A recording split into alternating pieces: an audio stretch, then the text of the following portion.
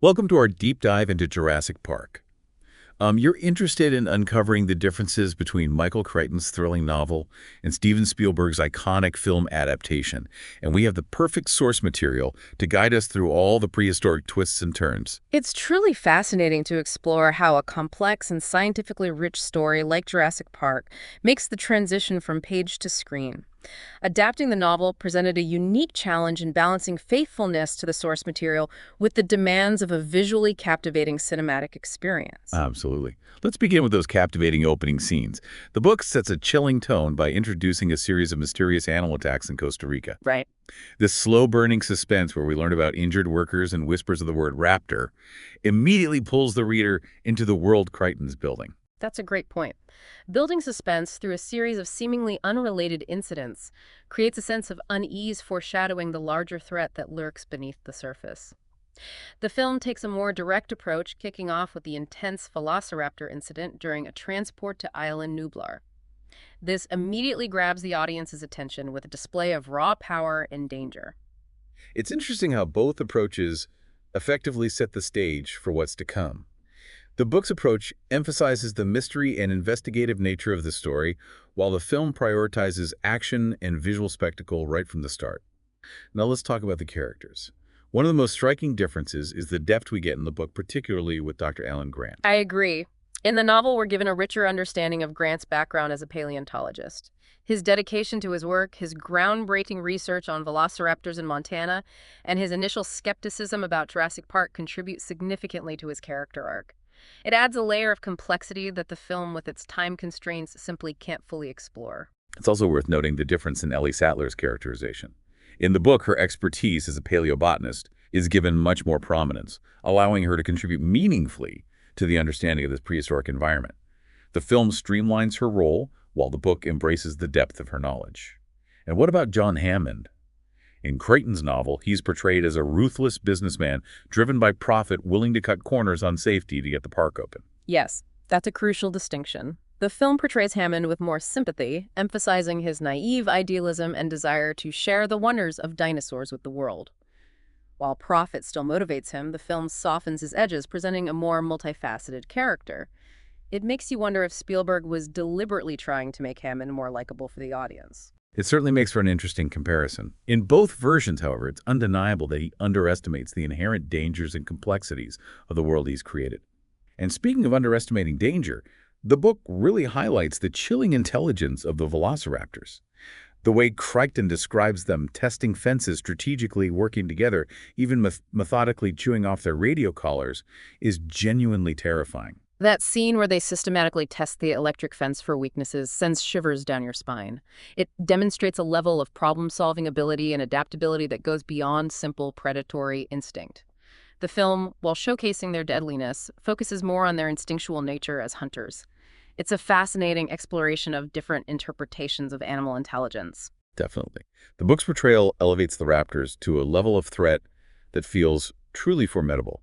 It's not just about their physical prowess, but their cunning and strategic thinking. Yeah. And then there's the lysine contingency, a fascinating concept introduced in the book, where the dinosaurs are genetically engineered to be dependent on lysine supplements to survive. Without them, they'll slip into a coma and die. This element of the story underscores the inherent hubris of assuming we can control nature. InGen believed they had devised the ultimate fail-safe mechanism, but as we see throughout the narrative life, as Dr. Malcolm often reminds us, finds a way. The lysine contingency adds another layer to the ethical dilemmas explored in the story. And it does in a truly unexpected way. The book throws in a shocking twist the dinosaurs are breeding. The discovery of fragmented eggshells in the wild reveals that InGen's control is crumbling.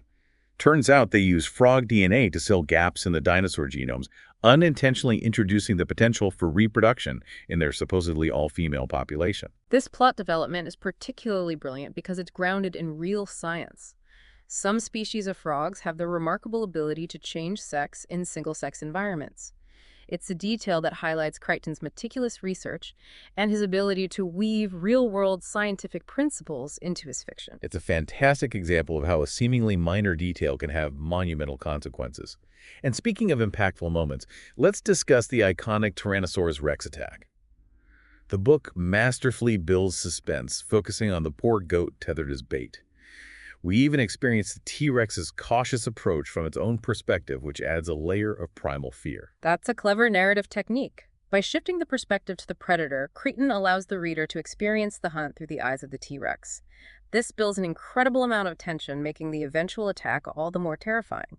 Spielberg, in contrast, opts for a more immediate visual and auditory spectacle in the film. The shaking water glass, the terrified children in the Jeep, the roaring T-Rex breaking free. It's a masterclass in cinematic tension. And both approaches are incredibly effective in their own way. The book's extended build-up emphasizes psychological terror, while the film delivers pure adrenaline-pumping action. It's fascinating to see how the same scene can be interpreted and presented so differently. Let's move on to another memorable character. Dennis Nedry, the computer programmer responsible for sabotaging the park. His demise in the book is particularly gruesome. Absolutely. Crichton doesn't shy away from the gory details. We're given a vivid description of Nedry being blinded by Dilophosaurus venom and then torn apart by those seemingly harmless cumpies. It's a scene that definitely sticks with you. It's a stark reminder that even the smallest creatures in Jurassic Park can be deadly. The film handles his death more subtly. We see him crash his Jeep encounter a single Dilophosaurus, and then the scene cuts away. It leaves the audience to imagine what happened next, but the implication is clear. And those venom-spitting Dilophosaurs with their vibrant, frilled necks were a stroke of genius on Spielberg's part. They're both visually stunning and absolutely terrifying, introducing a new dimension of threat to the park. They perfectly embody that blend of scientific accuracy and cinematic flair that makes Jurassic Park so captivating. Let's shift our focus to the climactic final showdown. The book culminates in a chaotic escape through the park, with Grant and the children navigating the treacherous jungle river on a raft. They encounter a juvenile Tyrannosaurus Rex, and of course those menacing Dilophosaurs once again. It's a thrilling culmination of their journey. It's a brilliant way to showcase the diverse ecosystem of Isla Nublar. The river becomes a microcosm of the park itself, filled with both beauty and danger. The scene also reinforces the theme of survival against overwhelming odds. Spielberg takes a different approach, focusing on a more action-packed finale within the visitor center. The epic battle between the Tyrannosaurus Rex and the Velociraptors is pure Hollywood spectacle, culminating in that iconic shot of the T-Rex banner falling as the dinosaur roars in victory. It's a truly unforgettable cinematic moment. The contrasting endings highlight the distinct strengths of both mediums. The book emphasizes the raw, chaotic nature of the island and the characters' desperate struggle for survival, while the film delivers a visually stunning and emotionally satisfying climax. It's like two different interpretations of the same story, each with its own unique appeal. Now, there's one crucial difference we haven't touched on yet. A significant plot point from the book that Spielberg decided to omit entirely from the film. Yes.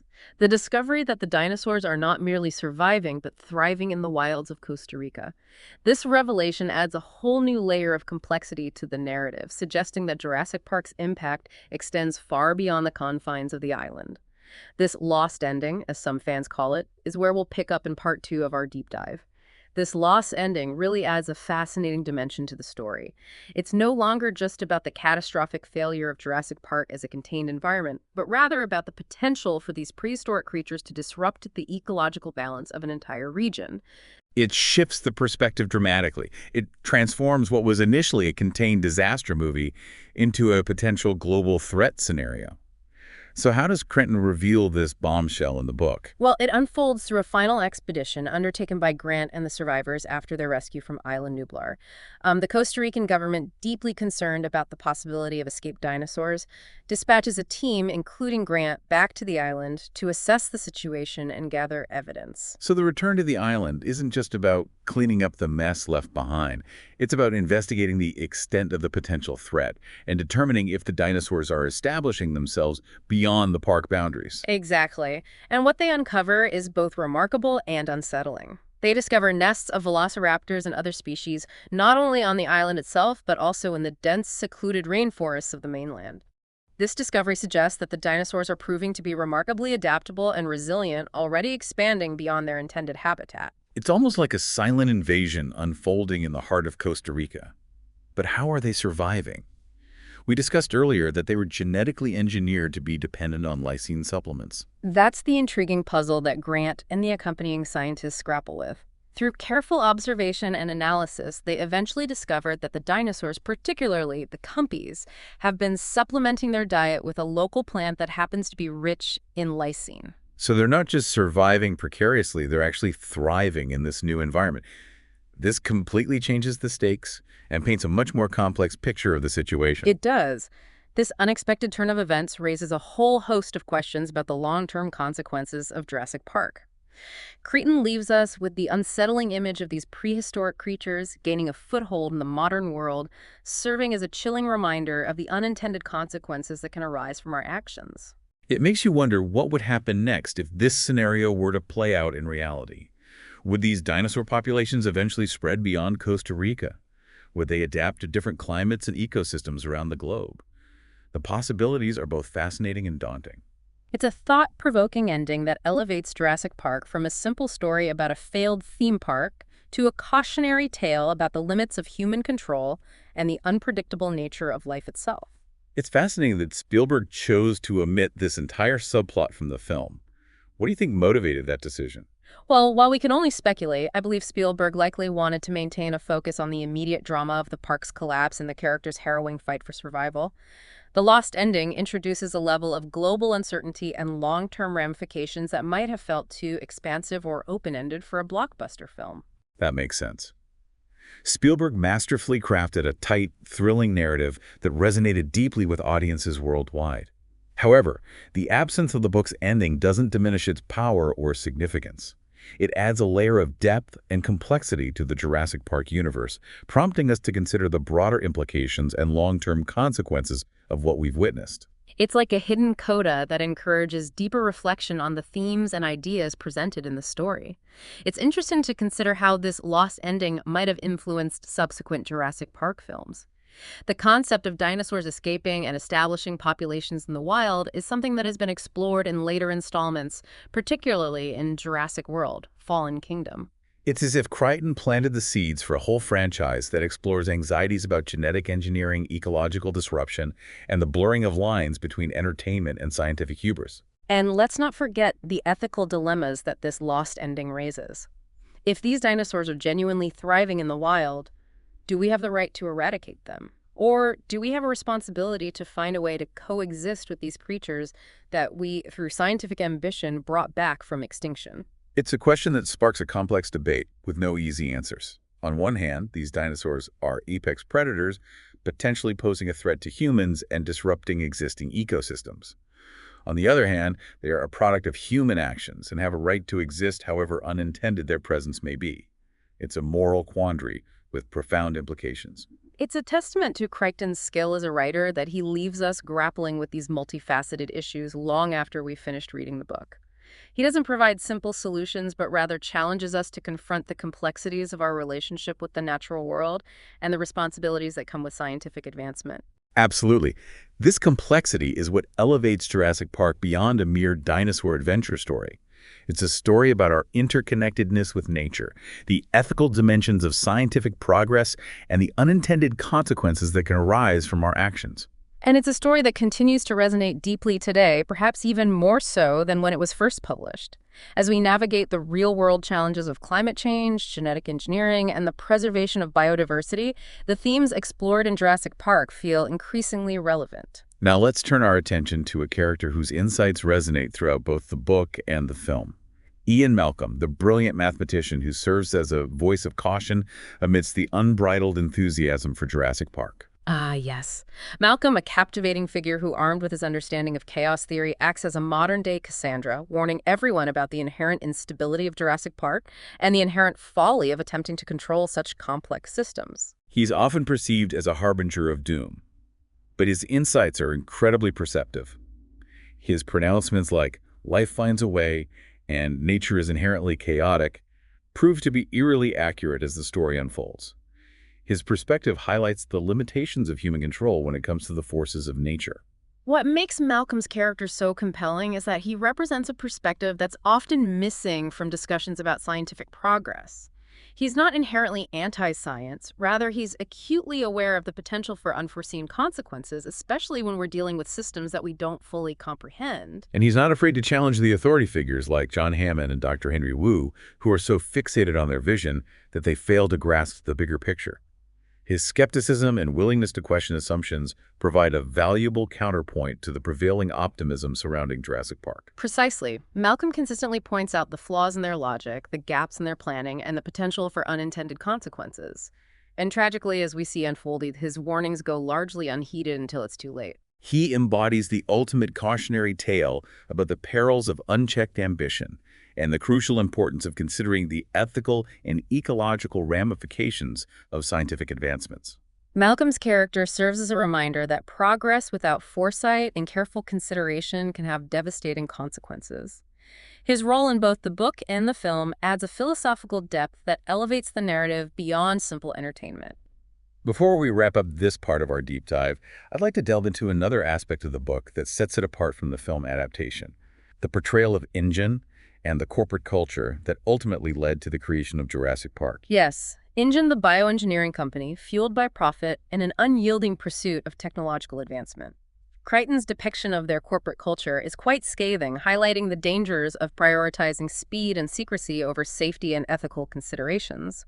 In the book, it's clear that InGen cut corners and willfully ignored warning signs in their relentless rush to get Jurassic Park operational.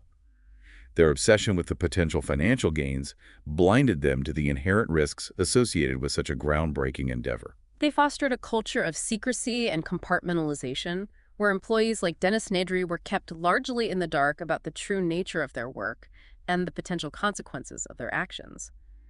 This lack of transparency and disregard for ethical boundaries ultimately contributed to the park's downfall.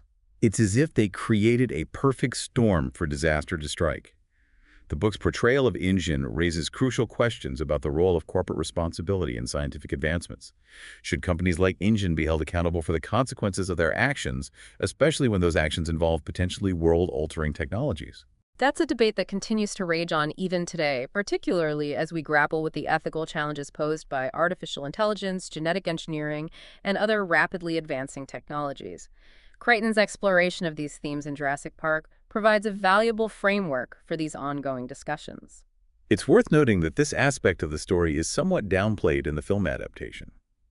Spielberg understandably focuses more on the spectacle and adventure of Jurassic Park, while Crichton delves deeper into the corporate machinations that made it all possible. It's a reminder that the story of Jurassic Park is not merely about dinosaurs and scientific marvels. It's also about the interplay of human greed, ambition, and the potential for unchecked technological progress to lead us down dangerous paths.